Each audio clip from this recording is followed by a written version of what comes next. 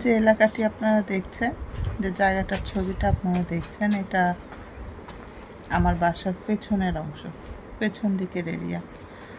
আমি এই এলাকাতে এসেছি আজকে প্রায় 15 বছর। জায়গা যদিও অনেক আগের কেনা, শ্বশুর কিনেছিলেন সেই 71-এরও আগে, কিন্তু আমরা এখানে ছিলাম না, ছিলাম তেজগাঁয়ে। তো এই এলাকাতে এসেছি 15 বছর হয়ে গেছে।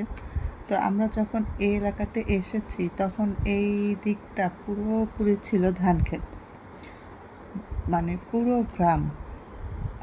আর বড় বড় পুকুর ছিল, খেলার মাঠ ছিল, এরকম খোলা। এখন এটা পুকুরের মতোই, এখানে পুরোটা ধান ক্ষেত ছিল। এখন এখানে পানি জমে আছে, চারপাশে আসলে বড় বড় ভবন উঠে সেই গ্রামের পরিবেশটা আর এখন নেই।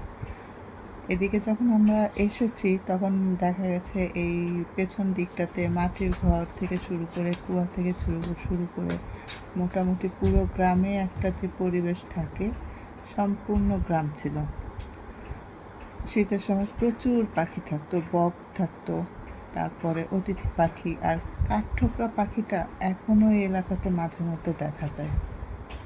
আমি এই যে বাড়িটা দেখছেন, এটা আসলে অনেক আগের, এখন আর কেউ বসবাস করে না, অনেক নিচু হয়ে গেছে আর পানি জমে আছে। আশেপাশে সবাই মাটি ফেলে জায়গাগুলো উঁচু করে বড় বড় বিল্ডিং করে ফেলেছে। আসলে ভাবলে অবাক লাগে কত দ্রুত সময়ের সাথে সাথে আসলে সব কিছু পরিবর্তন হয়ে যায়। আর মানুষ আসলে প্রাকৃতিক পরিবেশের চাইতে বড় বড় ভবন, টাকা পয়সা, এগুলোর প্রতি আসলে বেশি আসক্ত, যে জন্য এখন আর মানুষ আগের মতো সহজ সরল নেই। এটা একটা পুকুর ছিল, যদি এখন আর পুকুর নেই, এখন এটাকে কি বলা যায়, ডোবা বলা যায়। এখানে অনেক কই মাছের চাষ করতো। তো ধীরে ধীরে আসলে মানুষও এরকম পরিবর্তন হয়ে যায়। এলাকাটা যেমন পরিবর্তন হয়েছে, ঠিক এভাবেই একটা সময় মানুষও ইট পাথরের মতো শক্ত হৃদয়ের হয়ে যায়।